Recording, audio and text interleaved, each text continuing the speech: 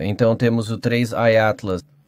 Essa é uma imagem novinha feita por um astrônomo amador lá na Austrália. E eu estou aqui fazendo um pequeno retoque na foto agora, usando o Adobe Lightroom.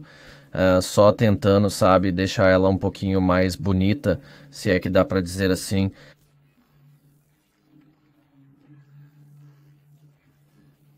Mas essa aqui é a imagem original que o Michael mandou e dá para ver bem a diferença, né? Só uns detalhes que eu mexo aqui e ali, nada demais, só para dar um toque final.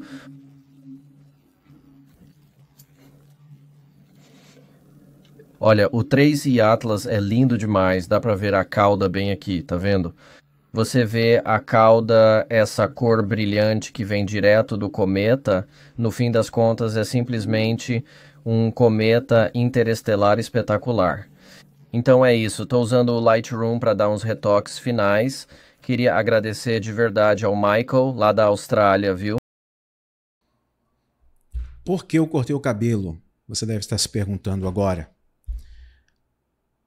Calculando, eu cheguei à conclusão que eu estava gastando quase 10 horas por semana apenas para cuidar do cabelo.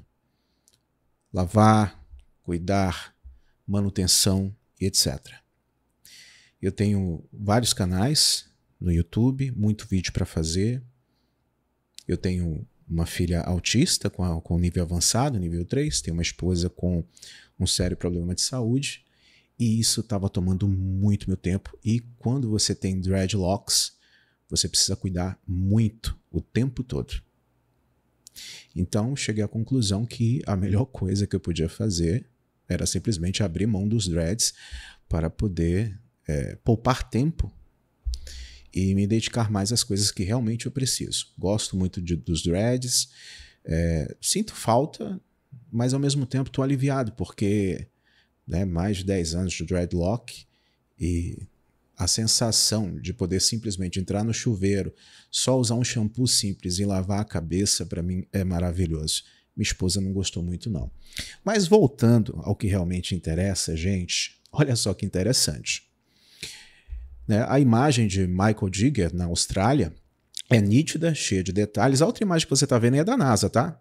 O borrão que você está vendo é da NASA. Olha a diferença da NASA para as imagens de astrônomos, entre aspas, amadores.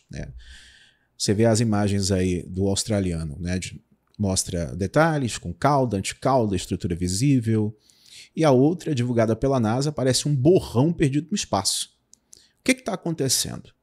Como é que a agência que opera o telescópio espacial James Webb, capaz de registrar a nebulosa do anel a milhares de anos-luz em detalhes absurdos, entrega para o público uma bolinha peluda, um borrão, quando o assunto é um objeto dentro do nosso próprio sistema solar que está gerando muita, mas muita divergência, muita discussão.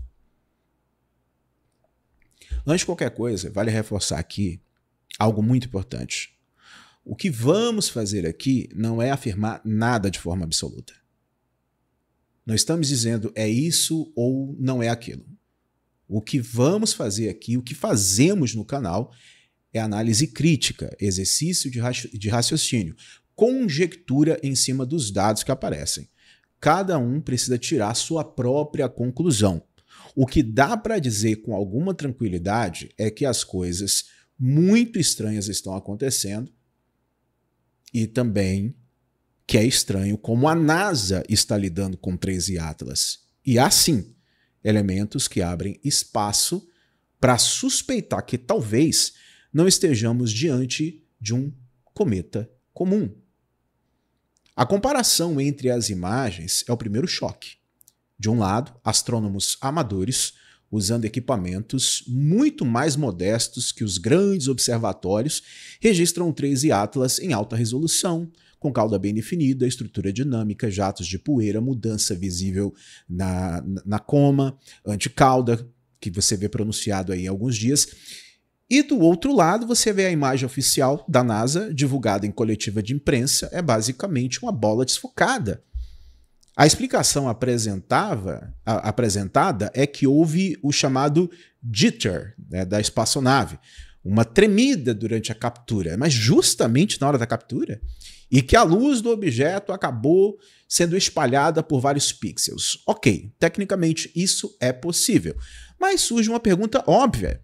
É aceitável, com o arsenal tecnológico da maior agência espacial do mundo, a melhor imagem que eles liberam para o público seja pior do que aquela que os astrônomos civis estão espalhando nas redes sociais e mostrando que, de fato, as fotos são verdadeiras, que as fotos são reais?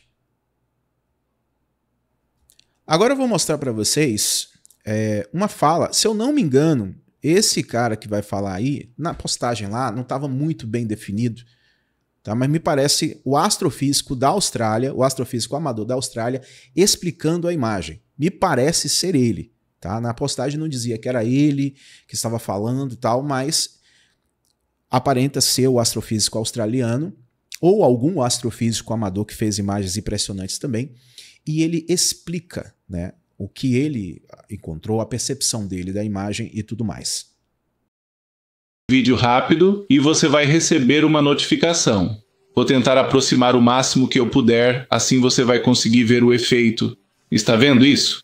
Quando ele se move, ele passa bem na nossa frente e toda aquela poeira de gás fica atrás do cometa, não é?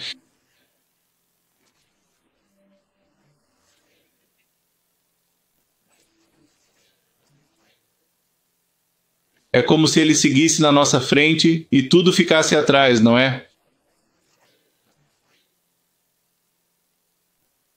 Agora vou afastar o zoom para você entender melhor. Isso está acontecendo bem ao lado da Lua. O mais impressionante é que esse cara é um astrônomo amador e com um equipamento que custa milhões de dólares mais barato do que o da NASA, trouxe imagens impressionantes. Por que a NASA divulgou uma imagem muito pior do que de astrofísicos amadores? Essa é uma pergunta que eu acho que qualquer pessoa honesta intelectualmente precisa se fazer. Não é? Mas visualmente não parece que está tão perto da Lua, não é? Na verdade, está a milhões de milhas da Lua, mas para a gente vendo daqui parece que está cruzando a Lua. É isso que você vê quando observa esse tipo de efeito.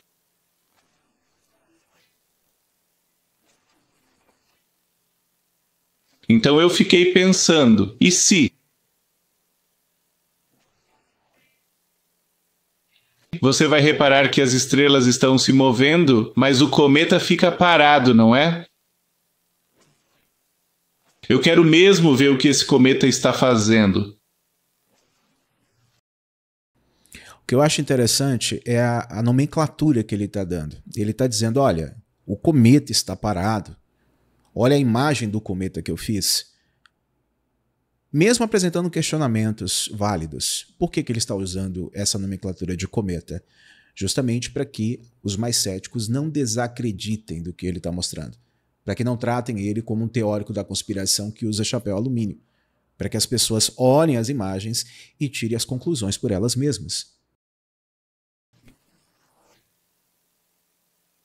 Vou aproximar ainda mais para não me distrair com nada que esteja se mexendo.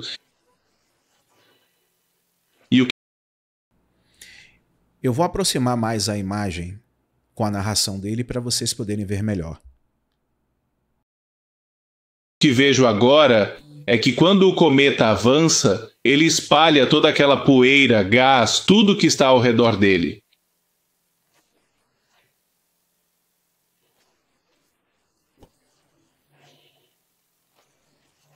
Talvez ele esteja girando e jogando tudo ao redor, seja lá o que for que está fazendo. Ele pode estar girando, acho.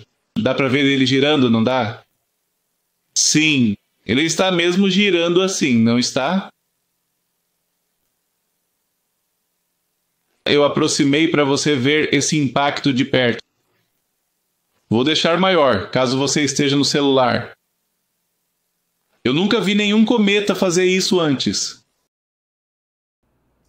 Entendeu a ironia agora? Ele está jogando para a plateia. Olha só o cometa. Eu nunca vi um cometa agir dessa forma antes. Então o questionamento dele é o mesmo de Avi Loeb. Só que Avi Loeb ele afirma de forma categórica. Isso aí parece ser algo tecnológico, não uma pedra flutuante no espaço. Já vi cometas soltando material atrás. Já vi a cauda. Consigo ver a sublimação. Consigo ver. Consigo ver a sublimação. Consigo ver a cauda de poeira aumentando. Eu sei como os cometas do sistema solar costumam se comportar, mas nunca vi um cometa girando desse jeito, com todo esse gás, essa poeira, tudo em volta.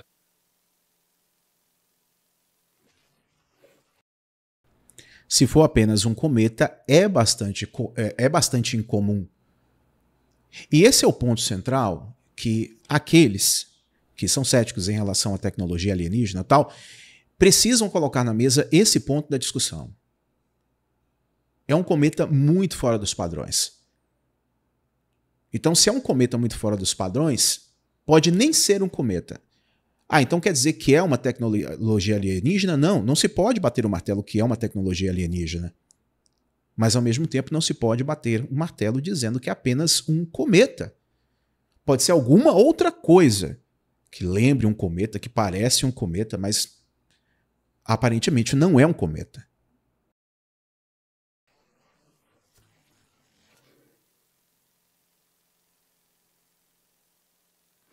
De qualquer forma, acho que você conseguiu ter uma boa noção de como ele está se comportando agora.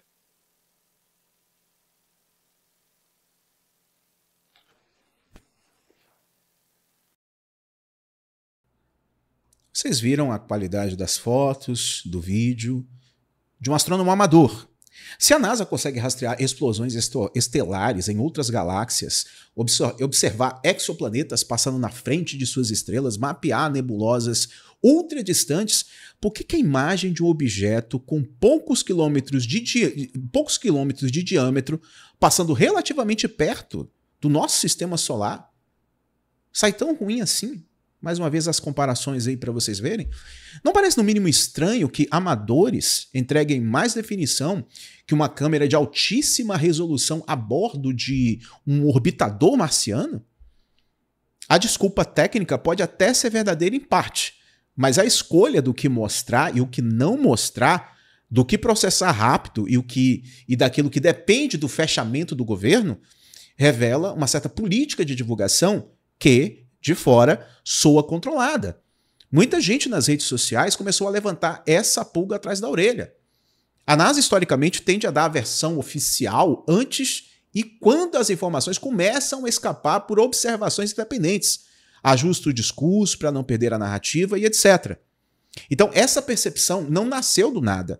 Em vários episódios passados, especialmente em temas muito sensíveis, a postura pública da agência foi muito mais de contenção e de gerenciamento de imagem do que de abertura radical dos dados, de abertura para o público.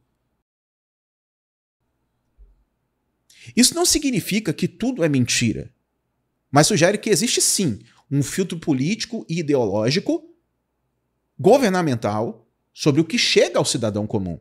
E gostemos ou não, essa é uma instituição que hoje, né, é profundamente influenciada por uma mentalidade progressista, alinhada com discursos globalistas específicos, com prioridades muitas vezes mais políticas do que científicas.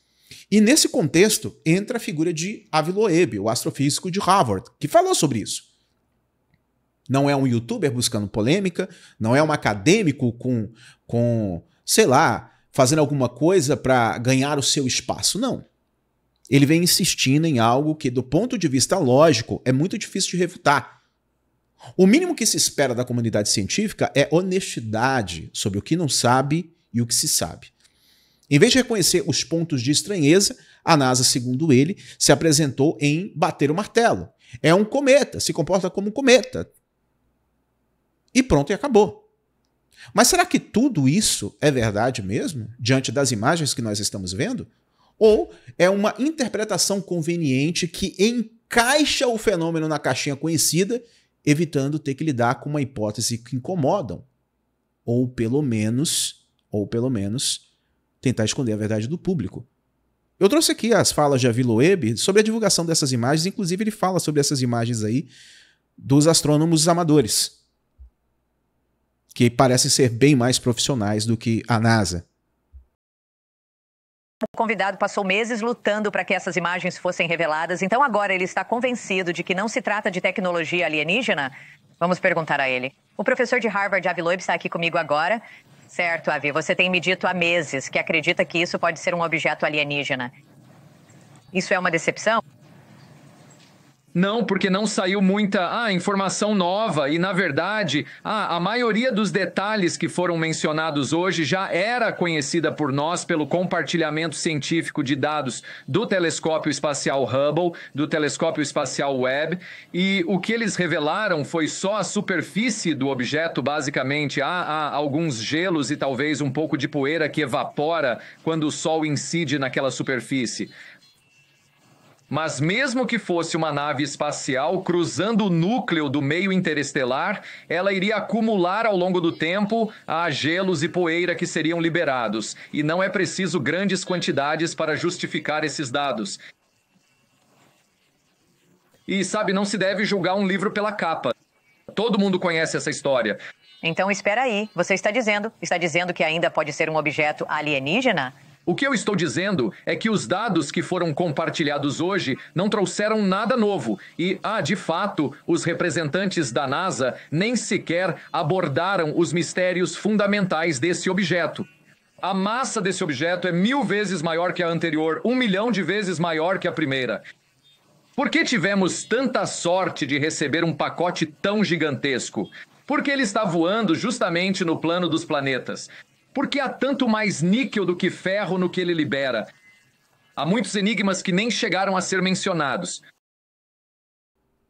Há pelo menos aqui duas frentes de anomalias que merecem atenção total. A primeira é a questão da massa e da estatística. Loeb ele aponta que o 13 Atlas seria, pelas estimativas apresentadas, milhões de vezes mais massivo que o Oumuamua e milhares de vezes mais massivo que o Borisov, os dois primeiros objetos interestelares identificados.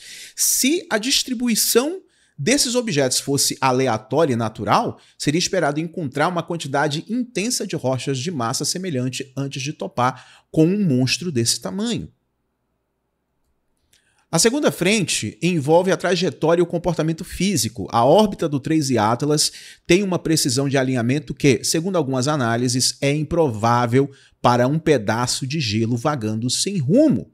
O próprio Avi Loeb menciona uma chance extremamente baixa de um alinhamento assim ocorrer por puro acaso. Sabe, como Sherlock Holmes disse, não existe nada mais enganoso do que um fato óbvio. Eles basicamente dizem que é um cometa conhecido, mas não querem encarar essas anomalias. Eles não mencionaram nenhuma delas e até agora não existe nenhuma solução.